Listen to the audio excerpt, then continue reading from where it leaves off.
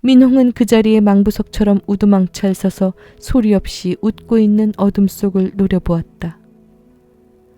모르지 맹탕 햇것이 눈에 보였는지도 아버지의 늘정한 목소리가 귓전에 와 달라붙었다. 민홍은 찬찬히 고개를 가로저었다. 골목 저편에서 비닐봉지와 함께 다가온 바람이 이마 위로 흘러내린 머리칼을 달싹이고 갔다. 민홍은 입을 굳게 다물어 보였다. 그냥 그렇게 서 있고 싶었다. 불끈 쥐어본 주먹에는 연탄 집게가 알맞춤하게 들어있었다. 왠지 늦거운 감정이 밀려오면서 저 만치서 채 시작되지도 않은 겨울의 출구가 보이는 듯했다. 그쪽은 맨발이었다. 안녕하세요. 달고나입니다. 오늘은 지난 시간에 이어 김소진 단편소설 쥐잡기 후반부를 파주의 퍼스트가든의 야경을 산책하며 읽어보려고 합니다. 아버지는 본인이 거제도 포로수용소에서 있었던 일이며 쥐에게 먹이를 주었던 일들을 민홍에게 해줍니다. 전쟁통에 수용소 바깥은 굶어 죽는 사람이 수두룩했지만 수용소 안은 먹을 것이 넉넉했던 아이러니한 상황이었어요. 결국 아버지는 남쪽을 선택하고 민홍이 엄마를 만나 결혼하고 살림을 꾸려 살게 되었죠. 구멍가게를 하면서 쥐가 드나드는 것은 어떻게 보면 너무 당연한 일이잖아요. 그런데 아버지는 그 쥐를 잘 잡지 못했어요. 그러다 병에 걸려 돌아가시죠. 그런데 그 쥐잡기를 이제 민홍이 이어받아서 합니다. 하지만 잘 잡을 수 있을 것 같던 쥐잡기가 쉽지 않습니다. 세상살이가 그런 것 아닐까요?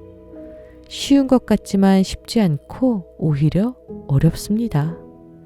세상은 그렇게 이어지는 것 같습니다.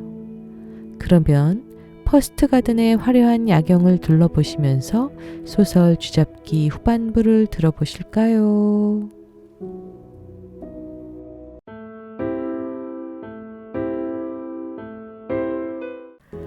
메밀묵 사려 찹쌀떡. 잠이 휙 달아나 서름한 낯으로 서로 흥뚱항뚱 바라만 보고 있던 차에 특유의 구성진 목소리로 다가오는 메밀묵 장수의 외침이 여간 반갑지 않았다. 내 좀 보라오, 거 메밀묵 장수 양반. 어이쿠 발목이야. 이 영감이 눈이 삐었나? 왜 발목은 밟고 설랑?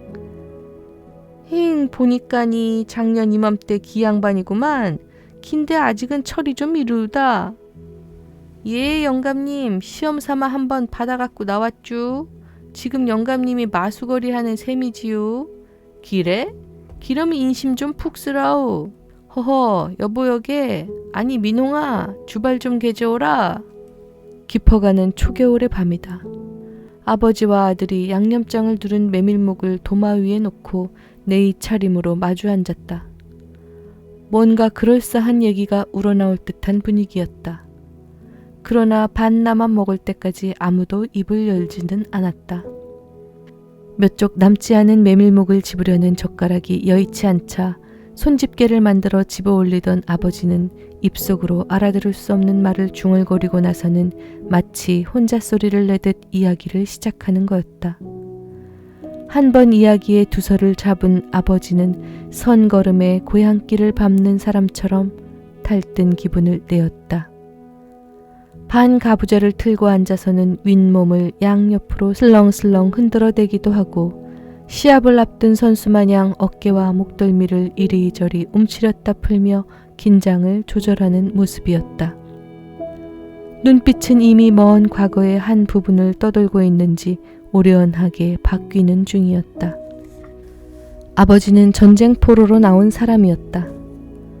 아버지는 전쟁 포로라는 말 대신 PW라는 말을 즐겨 사용했는데 말끝마다 우리가 뭐 앞에 총이 뭔지나 알았겠니 하며 계면적은 미소를 짓곤 했다.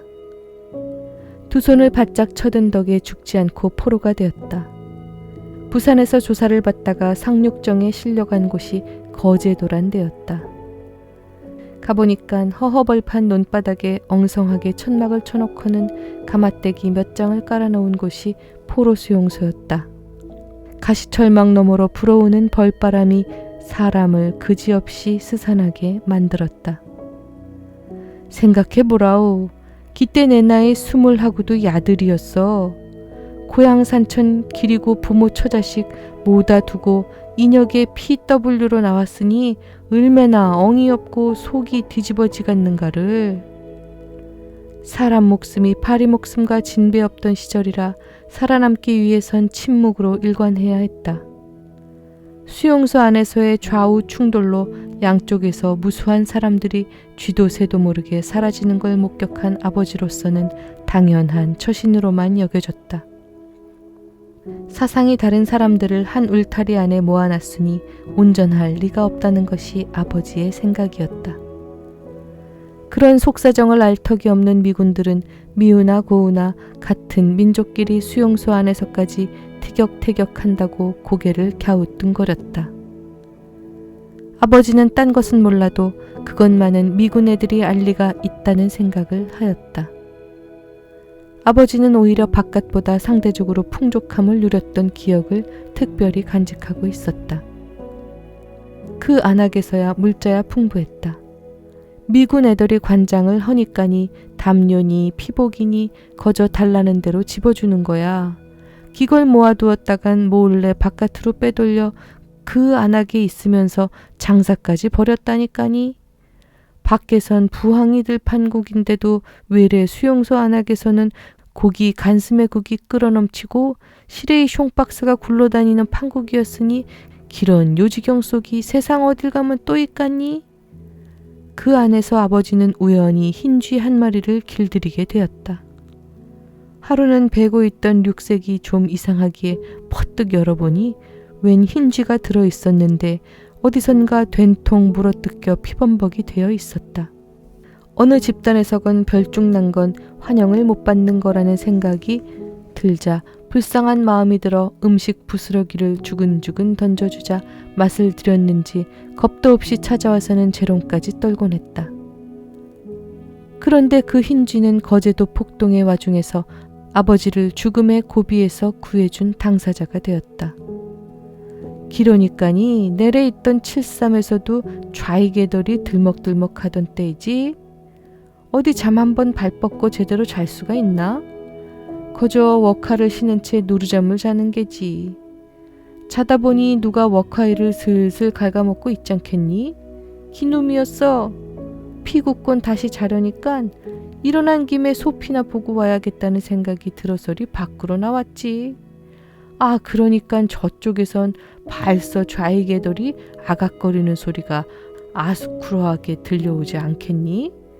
낭중에 숨어 있다가 막사로 되돌아와봐 보니 아, 이만한 돌덩이가 내 자리에 날아와 뚝 떨어져 있지 뭐겠니?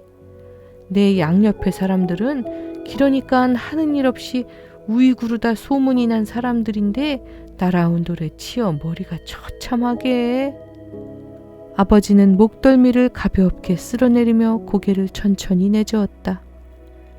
휴전 협상이 한창 진행되던 어느 날 아침 식사 뒤 열에 한 명 없이 모두 콘세트 안에 대기하고 있으라는 명령이 떨어졌다. 그날 아침 따라 유별나게 어린아이 주먹만한 고깃덩이들이 걸려서는 모두들 포식을 한 다음 담벼락 밑에 옹기종기 모여 해바라기를 하며 담배를 한 대씩 돌려 피고 나서야 콘세트 안으로 들어갔다. 당시 수용소 안에서는 술이니 담배니 할 것 없이 다 뒷거래가 되고 있었다. 내려온 명령의 내용을 듣고는 모두들 기가 턱 막혔다. 이쪽에 그대로 남을 사람, 저쪽으로 되돌아갈 사람을 가르는데 호각소리 하나로 판가름을 한다는 것이었다. 호각소리에 따라 복도 하나 사이에 두고 이북 갈 사람은 저쪽에 앉고 이남에 남을 사람은 이쪽에 앉으라는 소리였다. 물론 최종적으로야 뺑코제비 해덜이 내린 것이지 뭐. 국방군이야 기때 뭐 힘을 썩갔나. 창문 밖에서는 리건이라는 백인 싸진 하나가 신누런 이빠디를 드러낸 채 빙글빙글 웃고 있었지. 자네들은 우리네 속사정을 잘 모르니까니 기따오 발상이 나왔을 거야. 바로 기거야. 기거에 바로 미군 애들이 두루 써먹는 사고방식이지. 속셈을 튕겨보다가 안 되겠걸랑? 거저 일도 양단식으로 적당히 가르는 거야. 좌우익을 한데 모아놓으니까 제네바 협정이니 뭐니 자꾸 말썽이 생겨서리 여론이 안 좋거들랑. 기거에 매야. 저쪽으로 가갔다는 사람이 꼭 사상이 벌게서인가? 아니면 이쪽으로 남겠다는 사람이 꼭 사상이 허해서인가 말이다. 기거에 아니었단 말이디 내 말은. 벌게진 아버지의 입에서는 깨물다만 우둘두둘한 메밀묵 덩어리가 민홍의 얼굴로 퉁겨나왔다. 그러나 민홍은 손을 들어 닦아낼 생각을 먹지 못했다. 무거운 침묵이 흐르는 가운데 문 앞에 감찰 완장들 중 한 명이 앞으로 한 걸음 내달리며 퉁명스럽게 내뱉었다. 딱 10분을 죽었으니 잘 생각들 해서 정하오다. 뒷짐에서 풀려나 천천히 입으로 올라가는 손가락 사이에는 태를 먹어 금방이라도 산산이 부서져 내릴 듯한 허연 호루라기가 들려 있었다. 앙칼지게 부러제치는 호각 소리에 모두들 가슴이 철렁 내려앉았다. 처음엔 이것이 무슨 꿍꿍이 속인가 싶어 숨들을 죽이고 있었는데 한 5분쯤 지나자 몇 사람이 후다닥 양쪽으로 오고 갔다. 그러자 서로 기다렸다는 듯 이쪽 저쪽으로 뒤죽박죽 오가는데 정신을 차릴 수 없었다. 아버지가 처음 앉았던 자리는 북으로 가는 자리였다. 머릿속이 횡댕그렁하게 비어버려 망창히 앉아있던 아버지에게는 창문으로 쏟아져 들어오는 햇살이 그저 너무 좋다는 생각만 한심하게 다가왔다. 고개를 돌려보니 수용소 안에서 가까이 지내던 사람들이 모두 이남 자리로 넘어가서는 아버지 보고 그쪽에 남으면 죽으니 날래 넘어오라고 난리를 쳤다. 갑자기 겁이 더럭 올라붙은 아버지는 시적시적 이남 자리로 옮겨갔다.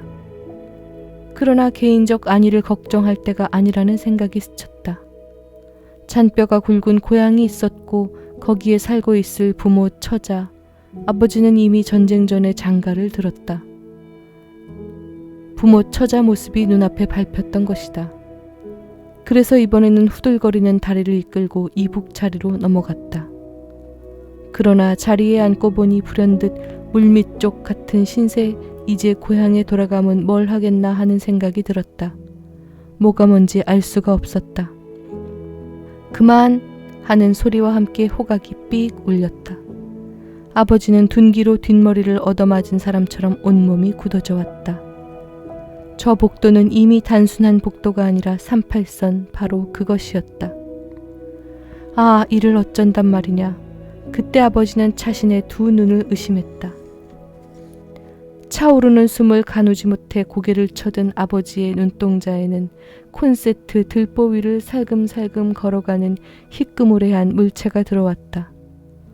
폭동의 와중에서 우연히 아버지를 깨우는 바람에 목숨을 건지게 해준 그 흰 쥐가 꼬랑지를 살랑살랑 흔들며 이남 쪽으로 걸음을 떼고 있었다.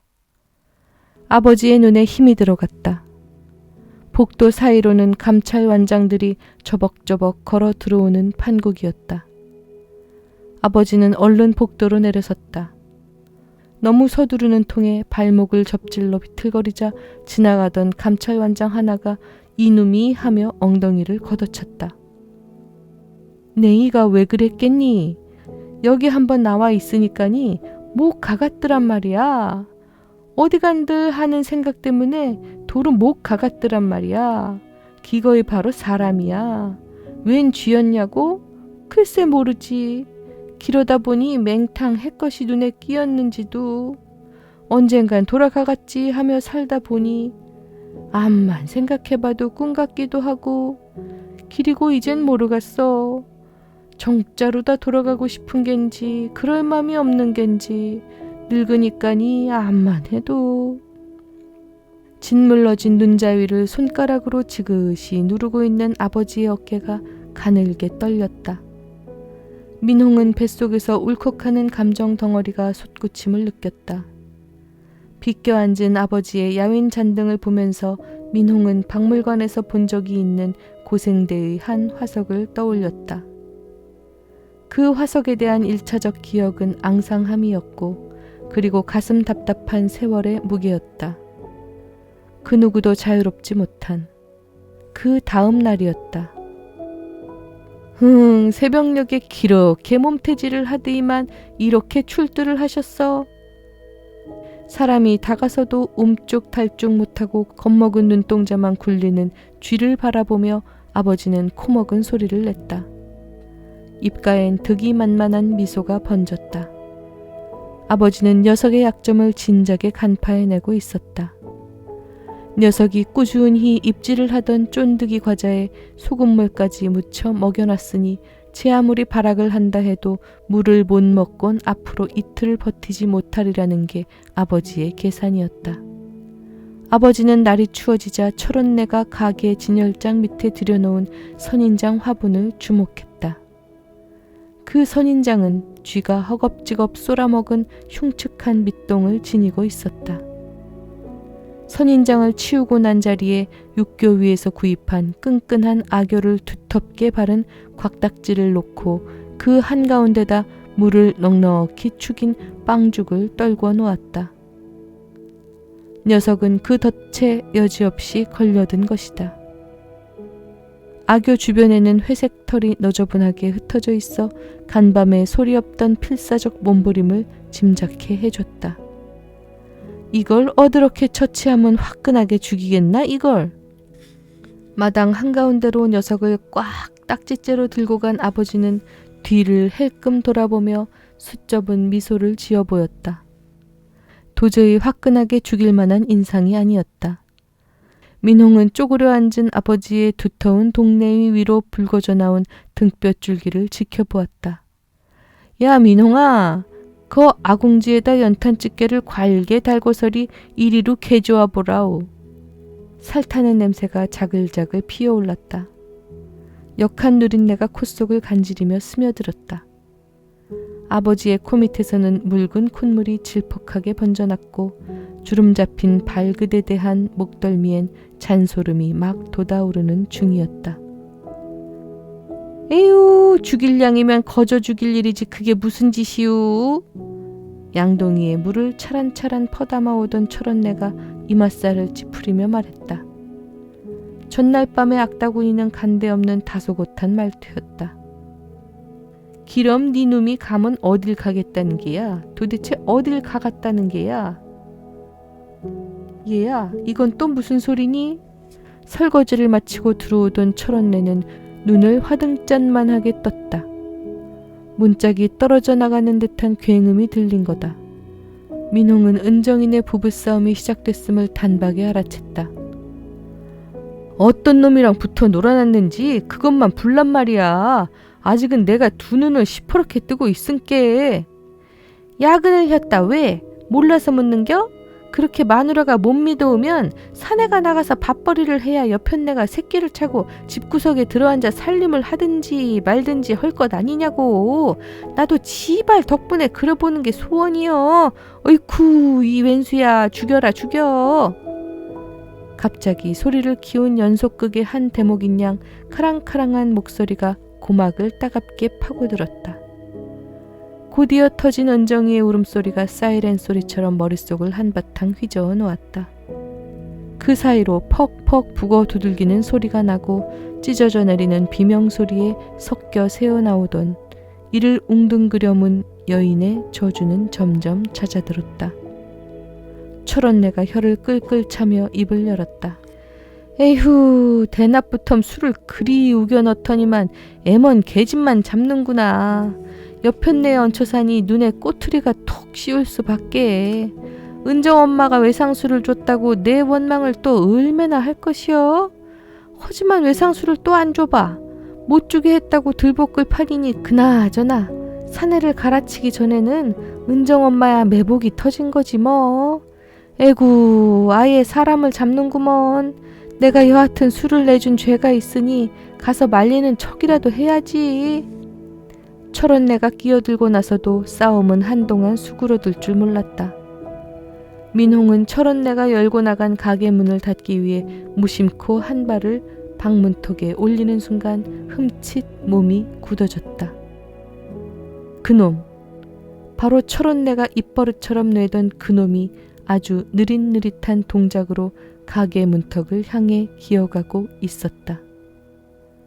철원내가 말한 용모 파기와 일치했다. 에휴, 어찌 된 애가 응? 기름병을 들고 불구덩이 속으로까지 뛰어들었다는 애가 그래 그깟 쥐 한 마리를 못 잡는 데서야 말이 되니? 기가 막혀서. 이젠 그놈이 새끼까지 치고 아예 눌러 앉으려는지 배가 이리 불룩하고 이만하게 늙은 놈이 등 허리는 비루가 먹었는지 털이 훌떡 벗겨져서는. 민홍은 입을 조금 벌렸다. 기름병을 들고 불구덩이 속으로 뛰어들었다는 애가 정수리 끝까지 뻗쳐오른 기운 때문에 미세한 오한에 휩싸였다. 녀석은 민홍을 슬쩍 쳐다보았으나 느린 동작에는 변함이 없었다. 저 정도면 잡을 수 있다. 녀석에게서 눈길을 떼지 않은 채 손을 가만히 내려 냉장고 옆에 세워둔 연탄 집게를 들어 올렸다. 이거면 족하다. 민홍은 소나기에 힘을 주었다. 사정거리권 안으로 다가서는 민홍의 소나기에서는 찐득한 땀이 배어 나왔다. 녀석이 버거운 백구레를 추스르며 문턱에 오르는 순간을 일격의 시기로 잡았다. 그래, 서두를 건 없어. 민홍은 소나기에서 힘을 빼고는 일부러 딴 데를 쳐다보는 여유를 부렸다. 그래, 죽여라, 죽여. 이러고 더 살면 뭐하니? 너 죽고 나 죽자. 민홍의 눈이 빛나는 순간이었다. 아, 나의 어리석음이여. 민홍은 낮은 신음을 흘리며 황급히 뒤쫓아 나갔지만 허사였다. 녀석의 굼뜬 동작은 괜히 상대방을 자만하게 만들기 위한 위장술이 틀림없어 보였다. 그것은 등허리에 털이 벗겨질 만큼 오랫동안 목숨을 부지하면서 터득한 경험과 새끼를 벤 암컷의 빈틈없고 대담한 산술이었으리라. 녀석은 문턱에 오르는가 싶더니 어느새 다람쥐보다 더 민첩한 동작으로 사라지고 말았다. 민홍이 맨발로 뛰쳐나갔을 때는 골목의 어둠 속으로 유유히 빨려 들어가는 꼬리만 설핏 눈에 들어왔을 뿐이었다. 민홍은 그 자리에 망부석처럼 우두망찰 서서 소리 없이 웃고 있는 어둠 속을 노려보았다. 모르지 맹탕 햇것이 눈에 보였는지도 아버지의 늘정한 목소리가 귓전에 와 달라붙었다. 민홍은 찬찬히 고개를 가로저었다. 골목 저편에서 비닐봉지와 함께 다가온 바람이 이마 위로 흘러내린 머리카락을 달싹이고 갔다. 민홍은 입을 굳게 다물어 보였다. 그냥 그렇게 서 있고 싶었다. 불끈 쥐어본 주먹에는 연탄 집게가 알맞춤하게 들어있었다. 왠지 늦거운 감정이 밀려오면서 저만치서 채 시작되지도 않은 겨울의 출구가 보이는 듯 했다. 그쪽은 맨발이었다.